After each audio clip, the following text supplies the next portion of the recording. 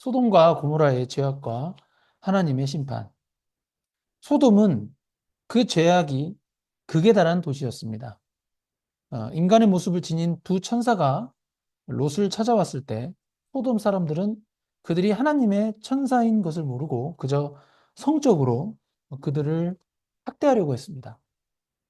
이는 소돔의 죄악이 얼마나 심각했는지를 단적으로 보여주는 대목입니다. 19장 1절 한번 같이 읽겠습니다. 저녁 때에 그 두 천사가 소돔에 이르니 마침 롯이 소돔 성문에 앉아 있다가 그들을 보고 일어나 영접하고 땅에 엎드려 절하며.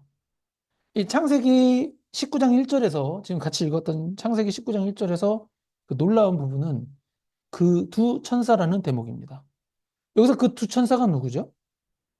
바로 앞 장인 창세기 18장에서 저번 주일날 했던 설교인데 아브라함을 찾아온 세 사람 중에 한 사람은 여호와 하나님이셨죠? 한 사람 빼면 이제 두 명이 남잖아요. 바로 그 두 사람이 천사였다는 것을 확인케 하는 대목입니다. 왜냐하면 그 두 천사, 그냥 천사가 아니고 그라는 단어가 붙어 있기 때문입니다. 그래서 18장과 연관이 되는 거죠. 저번 주일에 창세기 18장에 대해서 설교할 때는 제가 18장을 읽을 때 그냥 거기서는 세 사람이라고만 언급되어 있었고 그중 한 사람은 하나님이라고 성경에 언급되어 있기 때문에 그러면 하나님을 제외한 두 사람이 과연 누구인가에 대한 질문에 대해서 성경은 그냥 세 사람이라고 기재되어 있다 정도의 사실관계로 파악해야 된다고 말씀드렸습니다. 근데 하나님을 제외한 두 사람이 과연 누구인가에 대한 질문에 대한 답이 이 천사였다는 것이 이 창세기 19장 1절에서 바로 확인되는 것이죠. 제가 이 부분을 먼저 말씀드리는 이유는 우리가 성경을 읽을 때, 그러니까 성경을 읽는 태도인데요. 성경을 읽을 때 어떤 질문이 생기면 이와 같이 성경 안에서 근거가 되는 구절이 발견되면 그때 명확한 사실관계로 확정해야 한다는 점을 강조하기 위함입니다. 그러니까 성경을 읽다가 여러분 막 어떤 질문이 생기잖아요. 그러면은 막 다른 데서 뭐를 막 찾으려고 하지 마시고 우선은 최대한 성경 안에서 그 근거를 찾기 위한 노력을 우선적으로 기울여야 한다는 것입니다. 아멘? 예. 아무튼 사람은 우리가 살고 있는 환경에 영향을 받기 때문에 그 롯과 그의 가족은 이 소돔의 어떤 악한 그런 환경, 그죠? 그런 영향에서 완전히 자유롭지 못했음을 오늘 읽었던 창세기 19장에서 엿볼 수 있습니다. 인간의 모습을 가진 두 천사들을 성적으로 범하려고 했던, 간통하려고 하는 거, 그러니까 강간 같은 거 하려고 한 거죠. 범하려고 했던 소돔 사람들을 막기 위해서 자신의 두 딸을 내어주겠다는, 이게 롯이 자신의 두 딸을 내어주겠다라고 제안하는 것을 보면은 롯 또한 소돔에서 성적으로 타락한 어떤 삶의 가치관에 영향을 받은 것으로 보여지기 때문입니다. 저는 아무리 위급해도 제 딸을 대신 범해라. 이런 말 못할 것 같거든요. 그죠? 예. 아무튼 그리고 비록 롯과 그의 딸들이 하나님을 알았다고 할지라도 분명히 알았죠. 아브라함과 살았으니까 예전에. 이와 같이 소돔의 성적으로 타락한 어떤 삶의 가치관이 롯뿐만 아니라 롯의 딸에게도 영향을 주었다는 것은 오늘 읽은 창세기 19장 30절 후반부에 30절 이후에 고스란히 담겨져 있습니다. 소돔의 멸망을 피해 소알 성읍으로 피하였지만 소알 성읍에 거주하는 것마저도 두려워하면서 산에 올라가 아버지와 두 딸이 굴에 거주하였는데 그때 후손을 이어가려는 목적으로 아버지에게 술을 왕창 마시게 하였습니다. 예. 그 딸들이 아버지 술을 마시게 했거든요. 그리고 아버지가 고주망태가 돼가지고 아버지와 동침하여 롯의 씨를 받아 두 딸은 모두 임신하였고 그 두 딸이 모압과 암몬의 조상들을 낳게 됩니다. 이렇게 보면 어떻게 보면 좀 막된 말로 근친상간이잖아요. 그죠? 아버지가 뭐 딸들하고 쉽게 말해서 어, 성적인 어떤 관계를 맺으려고 하는 의도가 없었는데 아버지의 의사에 무관하게 술을 엄청 취하게 해서 어, 딸이 아버지를 어떻게 보면 범한 거죠. 네. 이 하나님을 아는 롯 입장에서는 그의 딸들이 자신과 동침했다는 것을 모를 정도로 그 딸들이 술을 마시라고 해서 또 롯이 동의를 해가지고 그냥 술을 마셨다는 거. 그리고 그의 딸들이 자신들의 남편들을 구할 생각을 하지 않고 아버지와 동침을 해서라도 그 자손을 이어나가겠다라는 그런 사고방식, 그 생각을 했다는 거, 그런 생각을 한 그런 부분들이 하나님 앞에서 지은 또 다른 죄악이라는 점입니다. 이걸 그냥 막 인간적으로 시작하면 이거 어떻게 이럴 수가 있나, 막 어떻게 딸이 아빠 뭐 어떻게 뭐 이렇게만 생각하실 수 있는데 그게 그렇게 보시지 마시고 그냥 하나의 어, 인간의 죄악이 어떻게 영향을 미치는지 이제 그런 부분들을 봐야 된다는 것이고 그들이 살고 있었던 그 소돔이 얼마나 악한 환경이었는지 이제 그런 걸 깨닫게 하는 것입니다. 그래서 이런 걸 보면은 굉장히 성적으로 타락한 환경, 이런 곳에서 우리 그리스도인들이 되도록이면 살지 않는 게 중요하겠죠? 왜냐하면 그런 공간에서 살면은 우리 자녀들이나 우리마저도 은연중에 영향을 받거든요.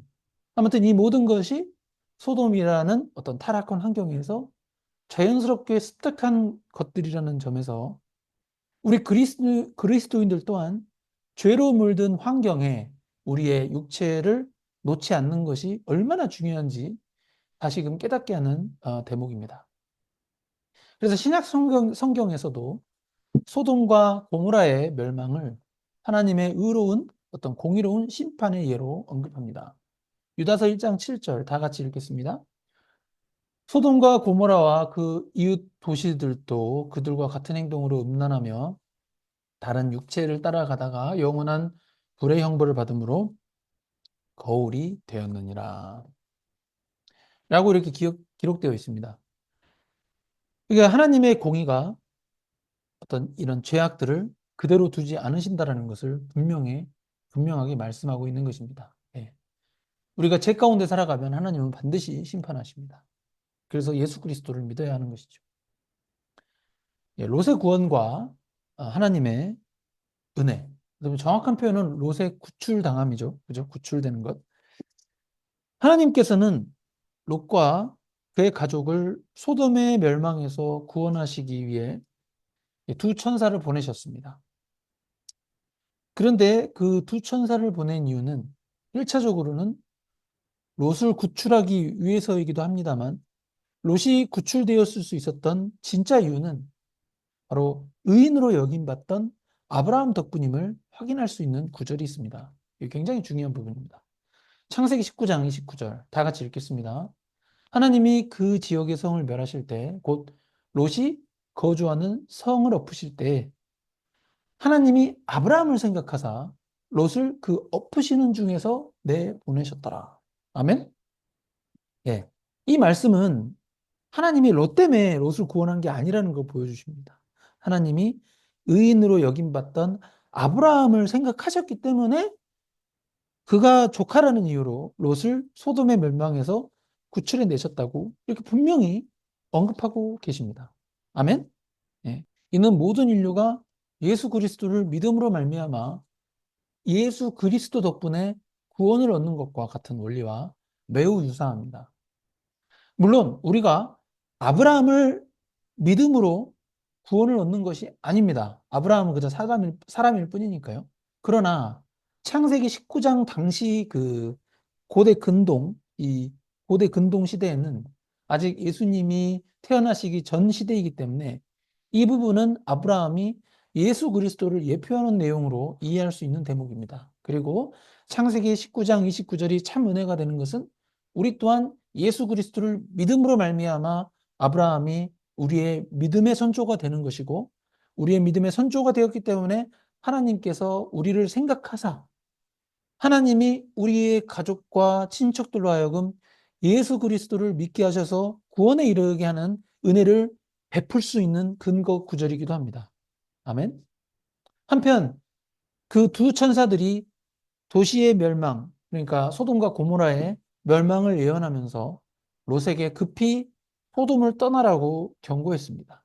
그러나 롯은 그 경고를 듣고도 자신의 재산과 어떤 인간적인 생각 때문인지 이렇게 미적거리며 하나님의 심판을 현실로 실감하지 못하는 모습을 보입니다.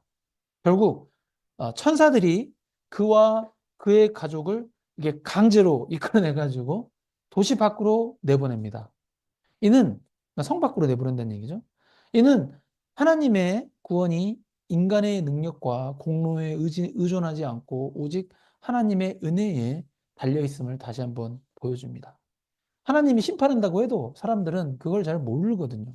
그러니까 하나님이 천사를 통해서든 하나님께서 직접 이렇게 인간들을 이끌어내 주셔야 합니다.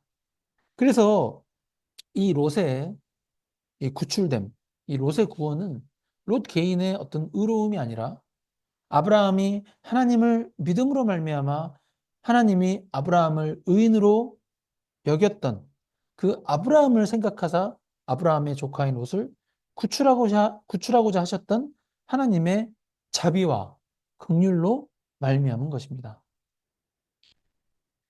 이 구원의 장면은 신약 성경의 구원의 은혜를 상기시킵니다. 에베소서 2장 8절에서 9절 말씀을 다 같이 합독하겠습니다. 너희는 그 은혜에 인하여 믿음으로 말미암아 구원을 받았으니 이것은 너희에게서 난 것이 아니요 하나님의 선물이라.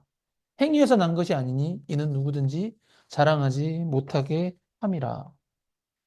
우리는 우리 스스로의 공로가 아니라 오직 하나님의 은혜로 구원받은 자들인 것을 항상 마음속에 간직해야 하겠습니다.